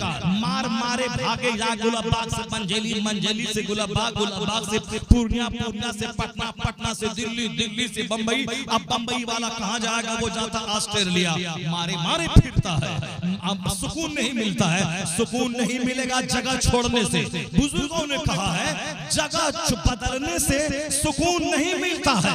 तू जहां है अपने आप को बदल ले, अपना अखलाक बदल ले, अपना आचरण बदल ले, अपना स्वभाव बदल ले। तू अपने अखलाक बदल ले, तुम्हारा पैदाइशी गांव यही पेरिस बन जाएगा, यही वाशिंगटन बन जाएगा। नारे तकबीर। अपनी जगह अपना अखलाक बदल ले, अपना आचरण बदल ले, अपना किरदार बदल ले। मेरी माँ तुम भी गौर से सुनो, ए नौजवानों तुम भी गौर से सुनो। चोरों की कोख से वली नहीं पैदा होता, हरामखोरों की गोद से कभी नमाजी सही एतकाद बच्चा नहीं पैदा होता। जमीन का असर, क्लाइमेट का असर, माँ का असर, बाप का असर, खुराक का असर, परवरिश का असर, दाया का असर, मोहल्ले के बच्चों का असर, ये सारा असर मिलके तब एक शख्सियत तामीर होती है। अगर क्लाइमेट अच्छा हो, माँ बाप अच्छे हो, तो करोड़ों का इमाम पैदा होता है, करोड़ों लोगों का रहनुमा पैदा होता है। मैं कहानी सुनाता हूँ। अब इराक में एक जगह है बसरा के एक देहात में एक खजूर का अंगूर का बड़ा बाग था। वह बाग का रहने वाला शहर में रहता था, वह देहात में करोड़ों का बाग उसका था। वहाँ उसकी रखवाली के लिए, जैसे आज देहात किसी का घर कटिहार शहर में, वह देहात में 10 बीघा जमीन ले लिया, वहाँ गर्मा का धान की खेती वो कर रहा है, एक नौकर को रखे हुआ है और रोजाना मशीन चलाना, पानी पटाना, उसकी देखरेख करना। तनख्वाह तेरी है 5000 रुपए महीना और तीनों टाइम का खाना तुम बनाओ, वो खाना मेरी तरफ से, मगर मेरी फसल की निगरानी करना। तो हमारे यहाँ फसल पैदा करने का रिवाज है और इराक, अफगानिस्तान वगैरह में बाग लगाने का चलन था और अभी धीरे धीरे अपने इलाके में भी बाग लगाने का चलन और रिवाज पैदा हो रहा है। सबसे बेहतरीन चीज है 1 एकड़ जमीन में 500 आम लगा दे, साल में इतनी फसल पैदा होगी कि जितनी 5 एकड़ जमीन के धान से पैसा न होगा, उतना पैसा बाग से हो जाएगा। ये काम उत्तर प्रदेश के लोग करते हैं। जमीन थोड़ी है, उसी में चारों तरफ बाग लगा दिया, बीच में थोड़ी सब्जी उगा दी, बीच में थोड़ा सा गेहूं धान उपजा लिया, आराम से अपने खेत की सब्जी, अपने खेत का चावल, अपने खेत का गेहूं, अपने खेत के बागात, वो सब का मजा लेता है। शहर छोड़ के हफ्ते में दो दिन के लिए देहात में आता है। डॉक्टर कहते हैं शहर में बहुत मिक्स फजा है, वहाँ प्रदूषण है, पॉल्यूशन है, हार्ट की बीमारी का अंदेशा है, इसलिए हफ्ते में कम से कम 2 दिन 48 घंटे आप जाके देहात के सुकून फजा में दिन गुजारिए। इसीलिए बंबई और बेंगलोर के लोग अब देहातों में फार्म हाउस बना रहे हैं और वहाँ जाके सैटरडे और संडे रह रहे हैं। यही हाल बसरा में था। उस बसरा के अरबपति ने एक बाग बनाया था देहात में, वहाँ एक शख्स उसमें रखा था, मुबारक नाम का एक शख्स था जो उस बाग की निगरानी करता था। अब गाहे बगाहे वह बाग का मालिक अपने दोस्तों के साथ वह बाग में घूमने आता था। जरा देखें कैसी है फजा, कैसा है माहौल, कैसी है माँ, कैसा है बाप, कैसा है दोस्त, कैसा है फ्रेंड सर्किल, कैसा है समाज का स्टेटस। मैं अभी घर से बाहर निकलता हूँ, चौक पे चारों तरफ चोर, डकैत, बेईमान, लुटेरा मिलता है। मैं घर में रहा तो मोबाइल से और टीवी में गाना, और दुकान पे गया पान खाने के लिए, वहाँ चल रहा है गाना। कोच बस पे गया पटना जाने के लिए, पूरी रात बदतमीज ड्राइवर जोर से वो साउंड गाना बजाता है, फिल्में दिखलाता है। नहीं सोचता है कि साहब आवाज कम कर दें या नहीं देखें। ये सारे लोग दिन भर के थके मानते हैं, रात भर बस पे सो लेंगे, सुबह पटना में किसी को मदरसा बोर्ड में, किसी को शिक्षा ऑफिस, किसी को सेक्रेटरीट में, कहीं कुछ न कुछ काम है, राजधानी है। नहीं, जोर से फिल्में बजाएगा, गाने बजाएगा और जोर से फिल्म की आवाज होगी, सबकी नींद खराब करेगा। जबकि 24 घंटे गाना सुनता है, फिर भी खबीस का पेट गाना सुनने से भरता नहीं है। घर में गाना, दुकान में गाना, कोच बस में गाना, हवाई जहाज में म्यूजिक, कहाँ जाओगे, हर तरफ गुनाह मुंह खोले हुआ है। यही एक जलसा है। अभी 2 घंटे से बैठे हो, ना यहाँ गाना है, ना यहाँ फिल्में हैं, ना यहाँ गिबत है, ना यहाँ चुगलखोरी है, ना किसी पे हाथ चलाना है। जब से बैठे हैं सुभान अल्लाह कहते हैं, ज़बान नेकी कर रही है, कान अल्लाह का जिक्र सुन रहा है, सारा जिस्म फरिश्तों के बीच बैठा है। इस जमाने में इस जलसा से बढ़कर न कोई खानका है और न कोई ट्रेनिंग हाउस। यहाँ गुनाहों से रोकने नेकी की फैक्ट्री है जलसा। 5 घंटे बैठो, एक गुनाह का गुजर नहीं है, करोड़ों नेकियां लेके वापस चले आओ। अरे तकबीर, करोड़ों नेकी लेके वहां से वापस आ जाओ। यह जलसा एक जबरदस्त खानका है, ये जलसा एक जबरदस्त स्पिरिचुअल सेंटर है, जहां गुनाहों के घटाने और नेकियों के बढ़ाने की तरकीब बताई जाती है। अब जरा गौर से सुनिएगा। उस बाग का मालिक अपने दोस्त को लेके एक बार आया, कहा मुबारक, ये हमारे शहर के बड़े पौश लोग हैं, बड़े मालदार लोग हैं, अरबपति खरबपति हैं, मीठा अंगूर दरख्त से तोड़ के लाओ, हमारे इन दोस्तों को खिलाओ। जैसे पूर्णिया शहर में रहने वाला बंदा, वो साहब मंझेली के एक देहात में अपना बाग बनाया हुआ, आम का मौसम होता है, और ये बंदा अपने 10 दोस्तों को लेके सुबह सुबह बाग में आ जाता है और कहता है मुबारक, हमारे ये दोस्त है, ये गणेश स्टोर के मालिक है, ये रूपचंद के मालिक हैं, ये साहब फला चंद हैं, ये फला मरवाड़ी हैं, ये फला गुजराती हैं, जबरदस्त मीठा आम लाओ, तुम जो सबसे अच्छा मीठा आम हो वो तोड़ के लाओ। अब उसका नौकर गुलाम तोड़ के आम लाता है और अपने दोस्तों से कहता है कैसा आम लगा, ये गुलाब खास कैसा लगा, ये मालदा कैसा लगा, ये साहब अमरपाली आम ये कैसा लगा, ये फला आम कैसा लगा, ये खिलाता है। वो बसरा का रईस अपने रईस दोस्तों के साथ उस बाग में आया, कहा मुबारक, जबरदस्त मीठा अंगूर तोड़ के लाओ, ये हमारे अरबपति दोस्त हैं। मुबारक सामने वाले पेड़ से अंगूर तोड़ा और लाके दे दिया। अंगूर जब खाया तो बड़ा खट्टा था, बाग के मालिक ने कहा मुबारक तुमको मैंने कहा ये हमारे बड़े मालदार दोस्त हैं, तुमने देखा नहीं कि कैसा खजूर लाया। कहा फिर जा ला, दूसरे दरख्त से तोड़ के लाया, उस दरख्त का अंगूर भी खट्टा था। अब जरा थोड़ा सा तेवर बदला बाग के मालिक का। कहा मुबारक मैं तुमसे कहता हूँ मीठा अंगूर लाओ। ये फिर गया, एक दरख्त से अंगूर तोड़ा और वहां से लाके रख दिया। इत्तफाक से उस दरख्त का अंगूर भी खट्टा था। अब बाग के मालिक से रहा नहीं गया। कहा मुबारक मैं तुमसे बार बार कहता हूँ मीठा खजूर, ये मेरे दोस्त क्या समझेंगे कि तुम हमारे बाग का सारा दरख्त खट्टा अंगूर पैदा करता है। मैंने तुमसे कहा ना कि मीठा अंगूर लाओ। अब मुबारक से नहीं रहा गया। मुबारक ने कहा कि हुजूर ये बताइए कि मैं कैसे जानूं कि किस पेड़ का अंगूर मीठा होता है, मैं कैसे समझूं का क्या मतलब? कहा मैं खाऊं चखूं तब न पता चले कि किस पेड़ का अंगूर मीठा होता है। कहा क्या मतलब? कहा मतलब यही कि आपने बाग की रखवाली के लिए मुझको रखा है और अंगूर खाने के बारे में कब आपने बताया है? मैं निगरानी कर रहा हूँ। ए आम चोर, आम के बाग में रह के पैसा भी लेना है और आम के मालिक, बाग के मालिक का आम भी चोरी करके रात में बेचना है।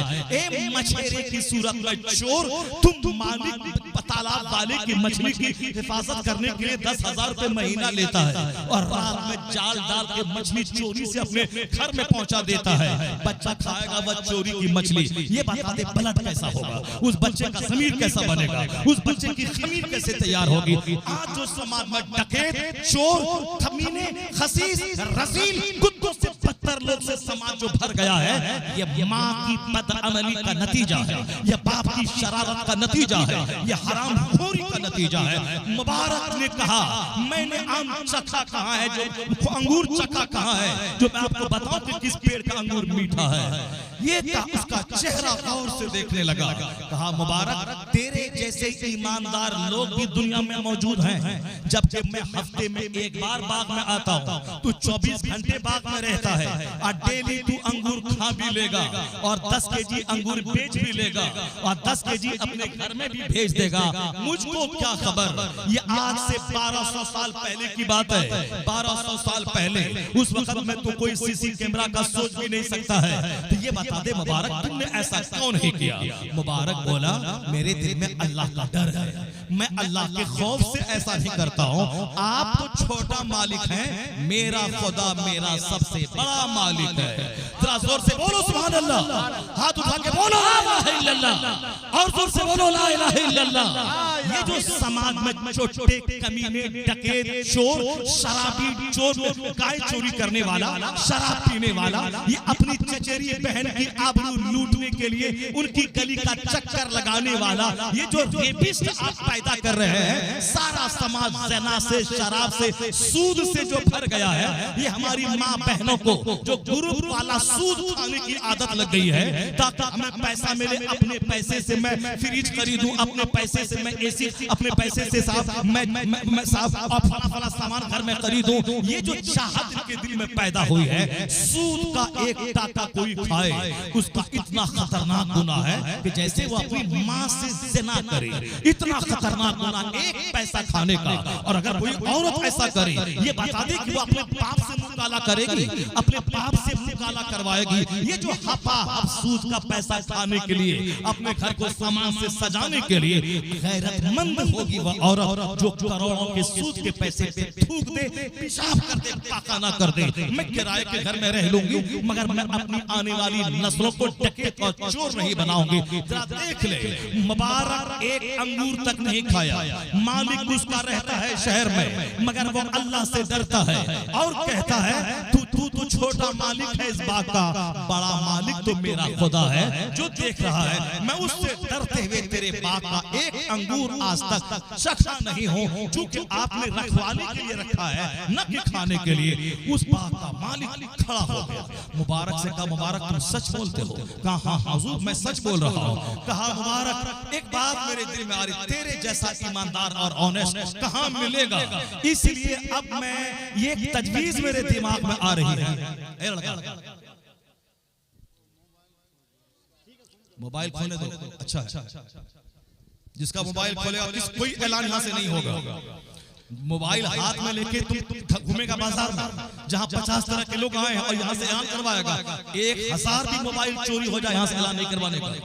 तुम मोबाइल लेके आया, तुमको मोबाइल लेके मस्जिद जा रहा, मोबाइल लेके जलसे में आ रहा, जब लाया है तो हिफाजत से रख। और चोरी हो जाए तो चुपचाप ऐलान 1,00,000 बार करूंगा, कोई देने वाला नहीं है तुम्हारे मोबाइल को। जैसे तुम शरीर वैसे मोबाइल का चोरी करने वाला शरीर। एक ही समाज के तुम हो, इस समाज में कोई बगदाद का वली नहीं आया है कि ऐलान सुनेगा और आने के बाद उसको तेरा मोबाइल दे देगा। जिस समाज का तुम है लुच्चा लफंगा, मोबाइल में गंदी फिल्में देखने वाला, उस समाज का चोरी करने वाला भी तेरे से बड़ा लुच्चा और लफंगा है। वरना जलसे में आके मोबाइल लेके घूम रहा, दूसरों की माँ बेटी का चेहरा देख रहा है, कोई ऐलान यहाँ से नहीं होगा। अब जरा गौर से तुम सुन ले। वो शख्स बोला, मुबारक क्या तेरी शादी हो गई है? क्या तेरी शादी हो गई है? कहा मेरी शादी नहीं हुई है, मैं तो गरीब आदमी हूँ, मैं नौकरी कर रहा हूँ, मुझको कौन अपनी बेटी देगा? मेरे जैसे गरीब आदमी को नौकरी करने वाले को कौन बेटी देगा? उस बाग का मालिक, अरबों में खेलने वाला, वो कहता है मुबारक अगर मैं अपनी बेटी तेरे निकाह में दे दूं। क्या बात, जरा जोर से बोलो सुभान अल्लाह, हाथ उठा के बोलो ला इलाहा इल्लल्लाह।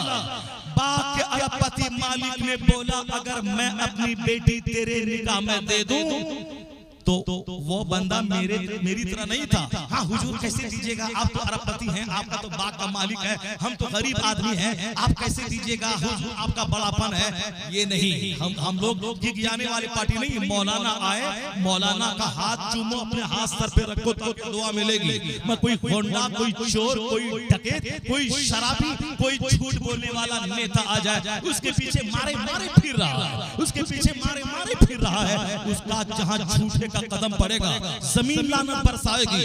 अगर एक मौलाना का कदम तेरे घर में पड़ गया, जो कुरान पढ़ेगा, हदीस पढ़ेगा, दरूद पढ़ेगा, वो जमीन बरसों तक मुस्कुराती रहेगी। इसलिए आलिमों नेक लोगों का हाथ अपने सर पे लेके आशीर्वाद ले, उनकी खिदमत का। चोर डकैत के पीछे दौड़ने से कुछ नहीं मिलेगा। आलिमों की खिदमत कर, आलिमों के पास रह, उनका चेहरा देख, उनसे आदेश ले, उनसे बरकतें हासिल कर। एक अरबपति हिंदू अपने पंडित का हाथ अपने सर पे रख के आशीर्वाद लेता है, और तुम अपने मौलवी की 24 घंटे गिबत करता रहता है। ये मौलवी ऐसा, वह मौलाना ऐसा, ये मस्जिद के इमाम तो हरामखोर, ये मदरसे का नासिम तो हरामखोर, ये मौलाना हरामखोर, वो फला हरामखोर। ये कौन सी बात है? एक हिंदू से मैंने आज 54 साल की उम्र में 4 साल मैनेज कर दूं, 50 साल से मैं हिंदुओं के समाज को देखता हूँ, एक हिंदू नहीं मिला जो किसी पंडित के खिलाफ गिबत की पोटली लेके बैठा हो। लेकिन एक मुसलमान को आए दिन रोजाना देखता हो, मस्जिद में फजर की नमाज पढ़ी और उसके बाद आके इमाम की गिबत की पोटली खोल के बैठा। ये इमाम ऐसा, वो मौलाना ऐसा, ये पीर ऐसा। जलसा कराने से क्या होगा? इन नजराना मौलाना लोग लेके चला जाएगा।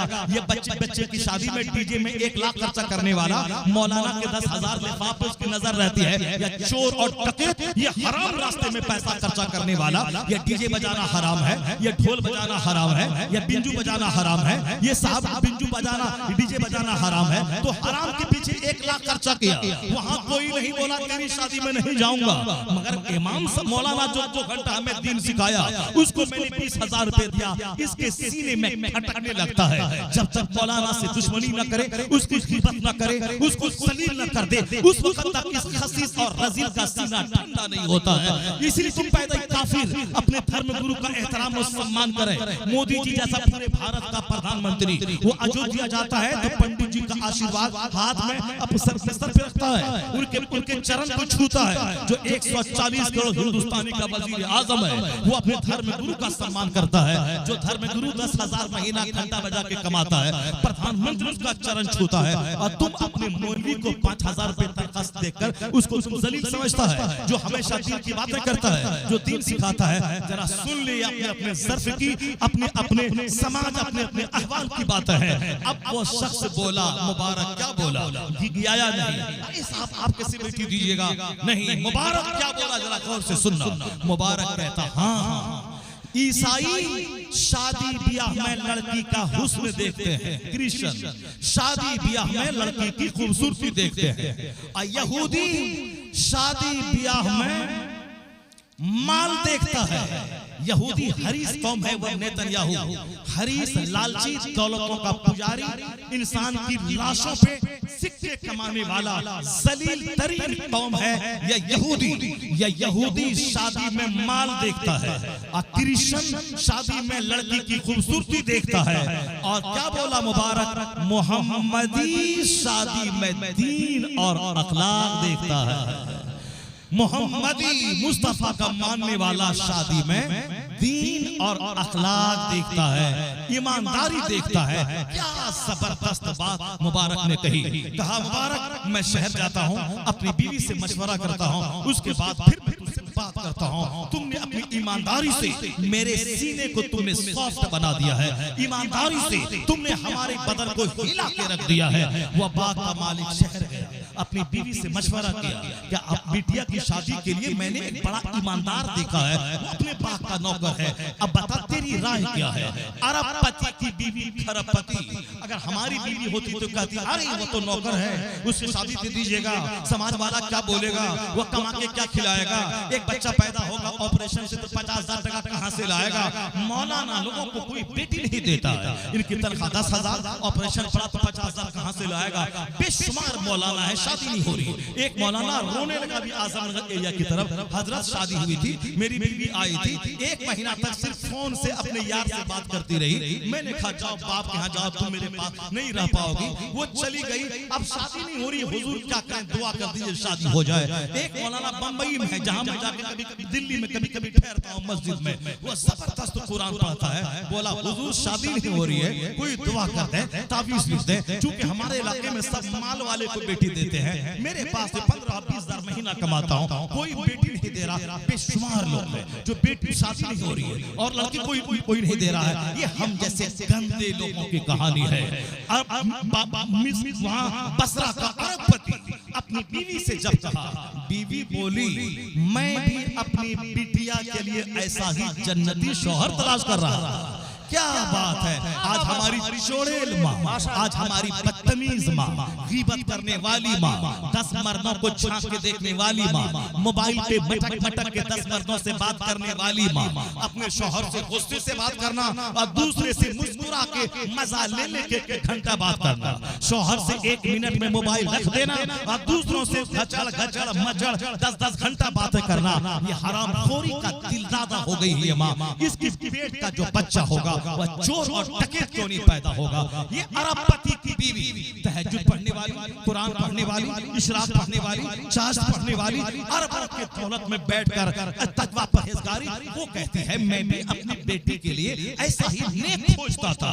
कहा मगर मैं अपनी बेटी से पूछ लो। शौहर बीवी से पूछा, बीवी बोली मेरी तमन्ना तो है कर दो, मगर जरा बिटिया जवान हो गई है, उससे जरा राय पूछ लो उसकी क्या राय है। जब माँ बेटी के पास गई और बोली कि बेटी एक ईमानदार नेक परहेजगार बाप का जो रखवाला मुबारक है, वो तो अपने बाप का वो बड़ा ईमानदार, तेरे बाप की पसंद है कि उससे तेरा निकाह हो जाए ताकि जन्नत का काम करने में आसानी हो जाए।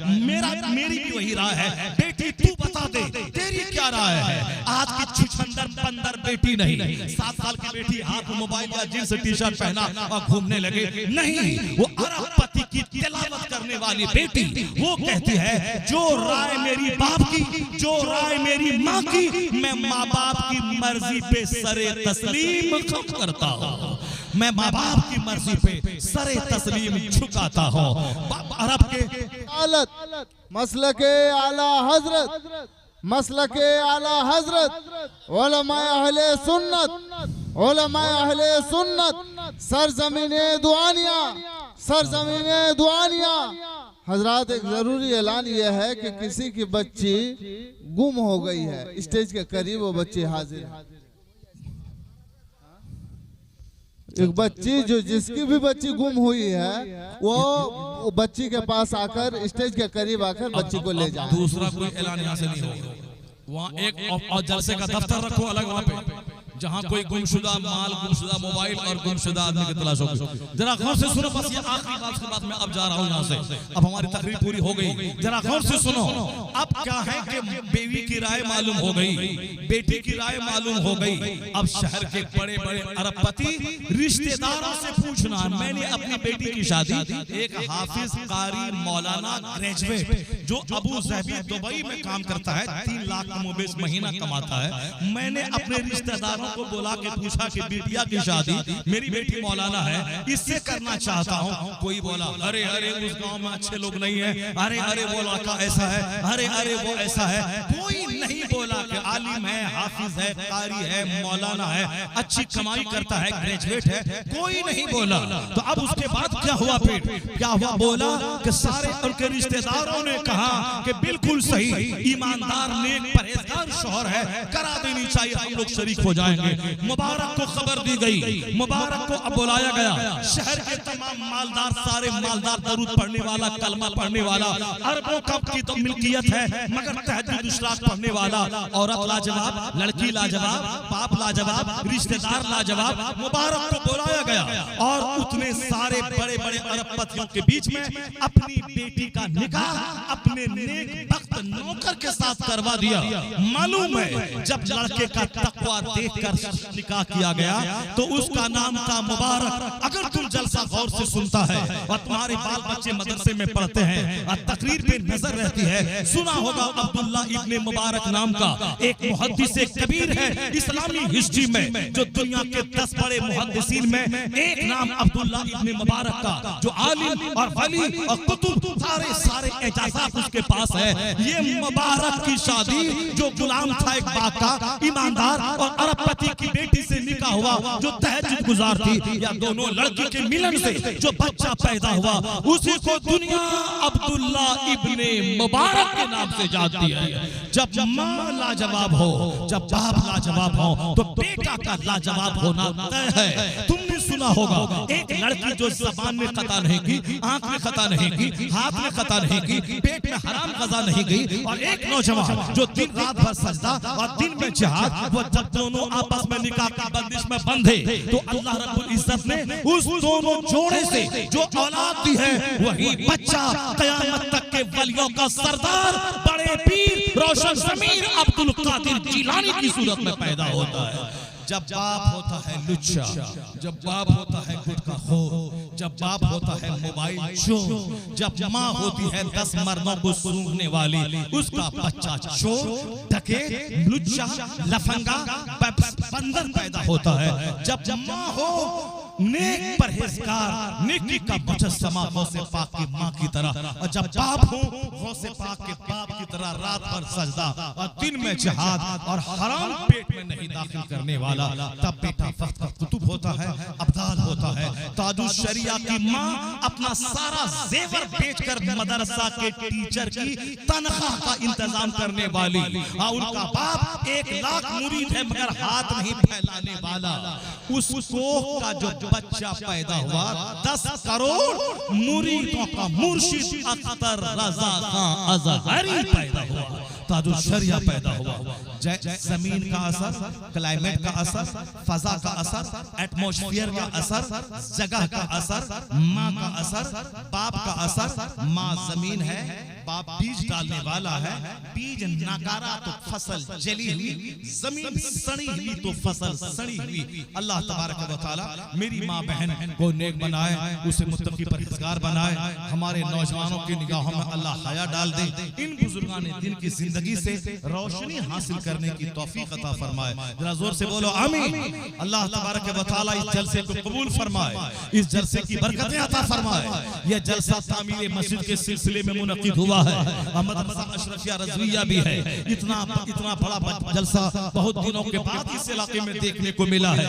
यह रूहानी खुराक घंटा 1.5 घंटा आपने खा लिया, आपने आपके कान ने नेकी कर ली, आपकी आंखों ने नेकी कर ली, आपका सीना नेकी कर चुका है। अब एक माली नेकी कीजिए। जब बस सिलसिले तामीर मस्जिद जलसा हुआ है, मैं एक शख्स चाहता हूं इतना बड़ा मजमा में वो हमें 5000 रुपए का छोटा तोहफा सरकार गौसे पाक के लिए, गरीब नवाज के लिए, आला हज़रत फाज़िल बरेलवी की रूह को सवाब पहुंचाने के लिए 5000 5,000 रुपए का एक छोटा सा नजराना मैं इतने बड़े मजमे से डिमांड कर रहा हूँ। 5,000 रुपए का छोटा सा तोहफा लेके आए और मस्जिद की तामीर में भागीदारी ले ले। और देखिए अभी मदरसा के लिए अभी देख ले कि सरकार गौसे पाक की मदद कैसे पहुंचेगी, गरीब नवाज की निगाह आता कैसे आपके लिए हो जाएगी, किस तरह मुश्किलात आपकी आसान हो जाएगी। एक बंदा इतने बड़े मजमे में चाहिए जो 5,000 रुपए की खैरात मदरसा अशरफिया रज़िया के लिए वो दे दे, तो मेरा कलेजा ठंडा हो जाएगा। जो मैंने तारीफ की उत्तर प्रदेश के ड्राइवर की, फिर मैं तारीफ करूंगा बिहार और पूर्णिया के इस इलाके की। मैंने 5,000 मांगा, 10 आदमी 5,000 लेके आ गए। पहला आदमी आ जाए इन बुजुर्गों के फैजान से मालामाल होने के लिए, पहला आदमी आ जाए जो गौसे पाक का फैजान लेने के लिए 5,000 रुपए से मदरसे की तामीर, मदरसे में हिस्सा ले। गुलाम रसूल साहब ने 5,000, माशाअल्लाह गुलाम रसूल भाई 5,000 रुपए से मदरसा अशरफिया रज़िया की तामीर में हिस्सा लिया। अल्लाह जज़ाए खैर अता फरमाए। नारे तकबीर, नारे रिसालत। ये कौन है? ये कौन साहब है? मुखिया हबीब भाई छतिया। इन्होंने 5,000 रुपए से मदरसा अशरफिया और रज़िया की, माशाअल्लाह क्या बात है, जबरदस्त उन्होंने इस मदरसे का ताबुन किया। अल्लाह उनके माल में बरकत दे, अल्लाह उनकी औलाद में बरकत दे, अल्लाह उन्हें सेहत और तंदुरुस्ती अता फरमाए, अल्लाह खतरनाक बीमारी से उसको बचाए। नारे तकबीर, नारे रिसालत। दूसरा कोई आदमी हो जो हमारे भाई का साथी बन जाए। दूसरा हमारे किसने कहा? गुलाम रसूल भाई, गुलाम रसूल साहब ने 5,000 रुपए से मदरसे का ताबुन किया। तीसरा मेरा भाई चाहिए, कोई कादरी भाई आ जाए, कोई चिश्ती भाई आ जाए जो अपने शेख गौसे आज़म रज़ियल्लाहु ताला अन्हु के फैजान को पाने के लिए 5,000 रुपए लेके इस छोटे से मदरसे की मैं जब आया, मैं देख के दंग रह गया। माशाअल्लाह छत पड़ी हुई है, बरामदा वसी कुशादा है और मदरसा है। अब इसमें मजीद निखार और तरक्की के लिए सरमाए की जरूरत है। जो बच्चे को पढ़ाते हैं उसकी तनख्वाह के लिए सरमाए की जरूरत है। जहाँ पढ़ाया जाता है उस बिल्डिंग की तामीर के लिए सरमाए की जरूरत है। जो बच्चे पढ़ते हैं उसकी खुराक के लिए सरमाए की जरूरत है। मदरसे में मरते दम तक चंदा से काम चलता रहेगा। वो पुराने जमाने में 100-100 एकड़ जमीन लोग मदरसे में डोनेट करते थे, उसी जमीन की आमदनी से मदरसा चलता था। लेकिन अब तो एक धूर जमीन कोई देने वाला नहीं है, तो अब मदरसा कैसे चलेगा? ऐसे वक्त में ज़कात का कानून है, फितरा का कानून है, शर्म कुर्बानी का कानून है। जमीन से जो फसल पैदा होती है उसका 10वां हिस्सा या 20वां हिस्सा निस्फ उश्र और उश्र निकालने का कानून है। उससे मदरसा क़यामत तक चलता रहेगा। तीसरा बंदा चाहिए जो 5,000 रुपए लेकर मदरसा की मदद करे, मौलाना साहब का ताउन करे, इनके हाथ इनके बाजू को मजबूत करे ताकि मौलाना नर्वस ना हो जाएं। आपका ताउन मिलेगा, इनका हौसला रहेगा, फिर ये मदरसा एक जबरदस्त तालीमी मरकज में तब्दील हो जाएगा। दुनिया के सारे लोग अक्सर लोग मदरसा उजाड़ने में लगे हैं। अब आपकी जिम्मेदारी है कि आप कसम खा लो कि तुमने मदरसा बंद करने के लिए ठाना है। अब हम मुसलमान भी भूखे रहकर मदरसा को आबाद करने के लिए ठान लिया है। भूखा रहेंगे, मदरसा चलाएंगे, एक रोटी खाएंगे, अपने बच्चों को पढ़ाएंगे और मुस्लिम समाज के सारे बच्चों के पढ़ने और शिक्षण का उनका इंतजाम करेंगे। तो अब अपना कीमती सरमाया देना होगा ताकि मदरसा तरक्की करे। 5,000 रुपए का मुतालबा अपनी जगह रहेगा, लेकिन अब वो अपनी जगह वो मुतालबा रहेगा 1,000 रुपए का छोटा सा डिमांड मैं आपसे करता हूँ। 100 आदमी, यहाँ कई हजार लोग हैं, 100 आदमी, सिर्फ 100 आदमी 1,000 लेके आ जाए तो 1,00,000 रुपए का छोटा सा ताउन मदरसे के होगा। और बूंद बूंद से समंदर बन जाता है, बूंद बूंद से तालाब बन जाता है। आपका 1,000 होगा, मगर यहाँ 1,00,000 रुपए अभी 10 मिनट के अंदर में हो जाएगा। 100 बंदा, कल बच्चा गिरेगा, कल एक बच्चा गिरेगा, 5,000 रुपए इलाज कराने में लगेंगे। अगर हाथ टूट गया तो 20,000 रुपए इलाज करने में लगेंगे। सदका देने से अल्लाह का गुस्सा, अल्लाह का गजब ठंडा होता है। बस सिर्फ छोटी सी रकम 1,000 रुपए, 1,000 रुपए का ताउन मदरसे को आपका चाहिए। 100 आदमी महफिल से उठ जाए, जिसकी जेब में 1,000 रुपए है वो लेके आ जाए, जिसकी जेब में 500 रुपए की रकम है वो लेके आ जाए, जिसके पास 100 रुपया है वो लेके आ जाए, जिसके पास 50 रुपया है वो लेके आ जाए। एक बंदा बैठा नहीं रहे, सारे लोग अपनी जगह से उठ जाए, 50 रुपए लेके आ जाए, 100 रुपए लेके आ जाए, 500 रुपए लेके आ जाए, 5000 रुपए लेके आ जाए, अभी समझ लें कि बगदाद से सीधा कनेक्शन इस जलसे को हो जाएगा। सरकार गौसे आजम का फैजान होगा, आपका घर माला माल होगा, आपकी औलाद माला माल होगी, आपकी नस्लें माला माल होंगी, आपके बाल बच्चे माला माल होंगे। 100 रुपए लेकर, 50 रुपए लेकर, 500 रुपए लेकर, 1000 रुपए लेके आ जाए सारे लोग और देख ले कि तादरी फैजान कैसे होता है, सेहत कैसे मिलती है, घर में बरकत कैसे होती है, बच्चों में हया कैसे आता है, माँ बाप को अच्छी सेहत कैसे मिलती है। कोई बंदा बैठा ना रहे, अल्लाह देख रहा है कौन कितना दे रहा है, नाम की भूख नहीं रखा है, अल्लाह देख रहा है कौन 1000 दे रहा है, कौन 500 दे रहा है, कौन 2000 दे रहा है, अल्लाह तबारक तआला देख रहा है। इसलिए सारे लोग आ जाए, एक बंदा बैठा ना रहे, बिल्कुल तूफान बनकर, आंधी बनकर, सैलाब बनकर सारे लोग स्टेज पे आ जाए। जिसके पास जितना है सब दे दे, 500 रुपए, 1000 रुपए, 5000 रुपए, 11000 रुपए, 50 रुपए, 20 रुपए, जिसके पास जो हो वह सब कुछ डालते चले जाए। आप देख लें मदरसे में तामुल करने की बरकतें क्या होती हैं। हर महीने बांधने के मुझको 100 रुपए मुस्तफा के मेहमानों को देना है, 500 रुपए मुस्तफा के मेहमान को देना है। फिर देख लें किस तरह से ये फसल में बरकत होती है। जहां 10 कुंटल होने वाला होगा, अल्लाह वहां से 15 कुंटल दे देगा। जहां से 100 कुंटल होने वाला हो, अल्लाह वहां से 150 कुंटल दे देगा। जहां 5 मन होने वाला था, वहां अल्लाह ताला 10 मन दे देगा। अल्लाह ताला सिर्फ दिल देखता है, आपके दिल में क्या है, आपके दिमाग में क्या है, आपकी सोच कैसे है और आपका दिल। सारे लोग, कोई बंदा बैठा ना रहे। इतना बड़ा मजमा, मेरी माँ बहन बेटियों में बच्चे चले जाए, वो माँ बहन बेटियों में चादर लेके चले जाए। मेरी माँ भी 100 रुपए से कम नहीं दे, मर्दों से ज्यादा भी मेरी माँ बहन बेटियों की तादाद है। मेरी माँ बहन बेटियां मर्दों के मुकाबले में ज्यादा खैरात करती है। वो अपने नाक के जेवर तक दे देती है, वो अपने पाँव का पाजेब तक दे देती है, वो अपने नाक के फूल तक दे देती है, वो अपने काल के फूल तक दे देती है। मैं अपनी सारी माँ बहन बेटियों से कहता हूँ, ये जलसा हो गया, रूहानी खुराक आपने सुन ली। अभी मेरे बाद एक बड़े खतीब आने वाले हैं, गुलाम रब्बानी साहब नश्तर, उनकी तकरीर आप सुनेंगे। जबरदस्त नात खानी होगी और सारा प्रोग्राम चलता रहेगा। मगर अभी थोड़ा सा काम हो जाए मदरसे की तामीर और तरक्की के लिए, मदरसे की भलाई के लिए। अगर हाँ बोल दिया मैंने, गुलाम रब्बानी साहब नश्तर आ गए, हाँ स्टेज पे आ गए।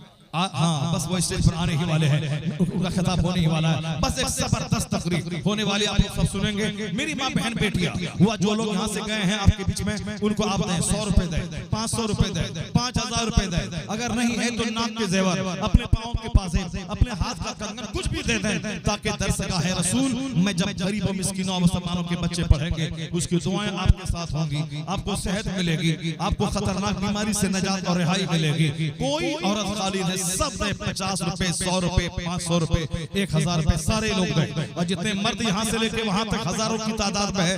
अगर 100 आदमी 1000 लेके आ जाते थे, 1 लाख जमा हो जाता।